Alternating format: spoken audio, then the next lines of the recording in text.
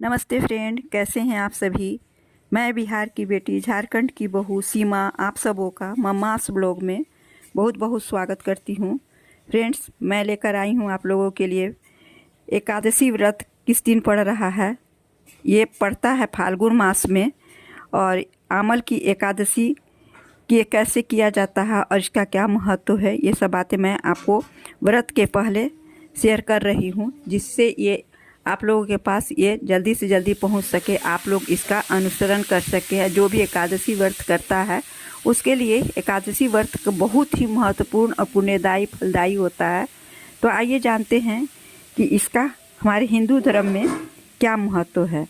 आमल एकादशी के दिन भक्त आंवला पेड़ की पूजन करते हैं। ऐसा माना जाता है कि एकादशी के दिन इस पेड़ में भगवान विष्णु का वास होता है। आमल की एकादशी का दिन होली के मुख्य उत्सवों के शुरुआत का प्रतीक है, जो रंगों का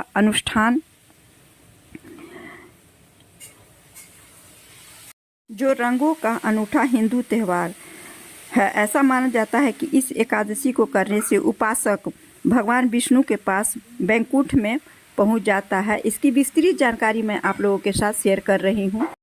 आमल एकादशी का व्रत फाल्गुन मास के चंद्र महीने के शुरुआत के दौरान शुक्ल पक्ष की एकादशी यानी 11वें दिन आमल की एकादशी मनाने का विधान शास्त्रों में बताया गया है। अंग्रेजी कैलेंडर के हिसाब से यह प्रायः फरवरी मार्च के महीनों के बीच आती है। चूँकि आमल की एकादशी फाल्गुन मास में मनाई जाती है, इसे फाल्गुन शुक्ल एकादशी भी कहा जाता है। आमल की एकादशी के दिन भक्त आंवला के पेड़ की पूजन करते हैं। ऐसा माना जाता है कि एकादशी के दिन इस पेड़ में भगवान विष्णु का वास होता है। आमल की एकादशी के दिन होली के मुख्य उत्सव की शुरुआत का प्रतीक है, जो रंगों का एक अनूठा हिंदू त्यौहार है। ऐसा माना जाता है कि इस एकादशी को करने से उपासक भगवान विष्णु के पास वैकुंठ में पहुंच जाता है। आमल की एकादशी के अनुष्ठान और महत्व का उल्लेख पुराणों में भी किया गया है और महर्षि वाल्मीकि द्वारा भी इसे बताया गया था। हिंदू पुराणों में ऐसी असंख्य कहानियां और लोक कथाएं हैं जो आमल एकादशी के बारे में विस्तृत जानकारियां देती है। आमल एकादशी का महत्व पौराणिक कथाओं के अनुसार भगवान विष्णु ने सृष्टि की रचना के लिए ब्रह्मा जी की रचना की थी। इसके साथ ही आंवले की वृक्ष की भी जन्म हुआ था। माना जाता है कि आमल की एकादशी के दिन आंवले की पेड़ की पूजा करने से सुख समृद्धि की प्राप्ति होती है। इसके साथ ही सभी तरह के पापों से मुक्ति मिल जाती है। इसलिए आमल की एकादशी व्रत को करने से व्यक्ति को मोक्ष की प्राप्ति होती है। शास्त्रों के अनुसार आमल एकादशी के दिन आंवले का सेवन करना बहुत ही लाभकारी होता है। आज के दिन आंवले का उपटन, आंवले के जल से स्नान, आंवला पूजन, आंवले का भोजन और आंवले का दान करना चाहिए, ऐसी हमारी पौराणिक धार्मिक मान्यता कहती है। आमल एकादशी 2024 का शुभ मुहूर्त कब से कब तक है। पंचांग के अनुसार फाल्गुन माह के शुक्ल पक्ष की एकादशी 20 मार्च 2024 को प्रातः 12:21 पर शुरू होगी और अगले दिन 21 मार्च 2024 को प्रातः 2:22 पर इसका समापन होगा। सुखी वैवाहिक जीवन, मोक्ष प्राप्ति और दोषों से मुक्ति के लिए आमल की एकादशी व्रत रखा जाता है। इस बार आमल की एकादशी 2024 की डेट, पूजा मुहूर्त और महत्व क्या है, ये सब मैं आप सबों के साथ शेयर कर रही हूँ। आमल एकादशी 20 मार्च 2024 को है। इस दिन काशी में बाबा विश्वनाथ संग रंग गुलाल की होली खेली जाती है, इसलिए इसे रंग भरी एकादशी भी कहते हैं। ये एकमात्र एकादशी है जिसमें विष्णु जी के अलावा शिव पार्वती जी की भी पूजा का विशेष महत्व है।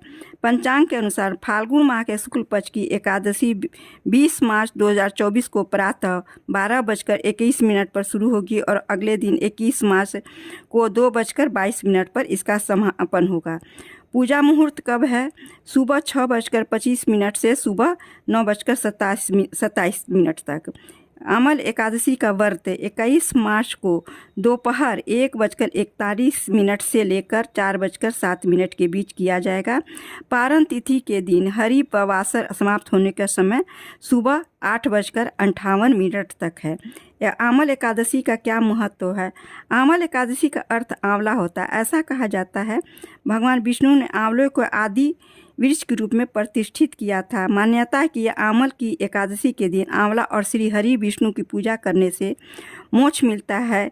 वहीं इस दिन पर शिव जी और पार्वती जी माता की पहली बार शादी के बाद काशी लाए थे, इसलिए इस दिन महादेव को गुलाल अर्पित किया जाता है और उनके वैवाहिक जीवन में रूठी खुशियाँ आपस लौट आती हैं। आंवल की एकादशी का जिक्र पद्म पुराण में भी मिलता है। इस पूजा से परिवार में सभी सुख और प्रेम का वातावरण बना रहता है।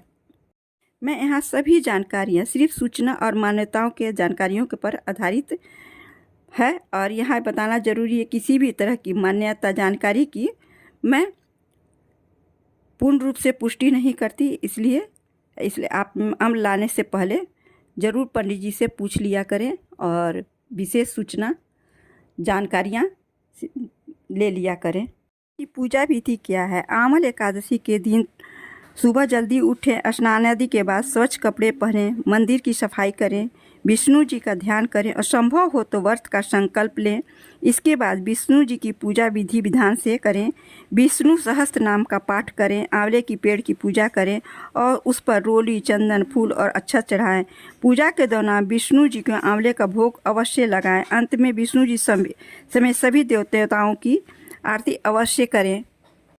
धार्मिक मान्यताओं के अनुसार आंवल की एकादशी का व्रत करने से सैकड़ों तीर्थ दर्शन करने के समान पुण्य की प्राप्ति होती है। मान्यता है कि इस व्रत के करने से व्यक्ति को मोक्ष की प्राप्ति होती है। वहीं अगर जो लोग आंवल की एकादशी का व्रत नहीं रख सकते, उन्हें इस दिन भगवान विष्णु को आंवला तो जरूर ही अर्पित करना चाहिए, साथ ही स्वयं भी इसका सेवन अवश्य ही करना चाहिए। पूजा की सही विधि क्या है? हर पूजन की तरह आंवल की एकादशी पर भी सुबह स्नान करना बिल्कुल न भूलें। सुबह स्नान करने के बाद व्रत का संकल्प लिया जाता है। व्रत रखने के साथ ही पूजा घर की पूरी तरह से सफाई करें। दिन भर व्रत रखने के बाद पूजन करें। पूजा के समय एक पाटे पर भगवान विष्णु और माता लक्ष्मी की प्रतिमा रखें। दोनों प्रतिमाओं का पंचामृत से स्नान करवाएं। इस दिन भगवान को पीले फूल अर्पित करने चाहिए। पीले फूल अर्पित करने के साथ ही भगवान को हल्दी और गोपी चंदन का तिलक लगाएं। तुलसी पत्र अवश्य अर्पित करें, भोग लगाएं और तुलसी पत्र अर्पित करें और आंवले का भोग अवश्य ही लगाएं, क्योंकि आंवल एकादशी इसे कहा जाता है। दोस्त, यदि आप लोगों को मेरा यह ब्लॉग अच्छा लगा हो तो प्लीज़ लाइक, शेयर और कमेंट अवश्य कीजिएगा और जितना हो सके अधिक से अधिक अपने मित्रों में, रिश्तेदारों में, आसपास के लोगों में शेयर कीजिए, जिससे इनकी सही जानकारियां उन्हें प्राप्त हो सके और समय से पहले इसकी जानकारी प्राप्त करके वे पुण्य के भागी बने। तब तक के लिए अपना ध्यान रखिए। फिर मिलती हूँ एक नए ब्लॉग में एक नए त्यौहार के बारे में विस्तृत रूप से जानकारियाँ शेयर करने के लिए। तब तक के लिए अपना ध्यान रखिए।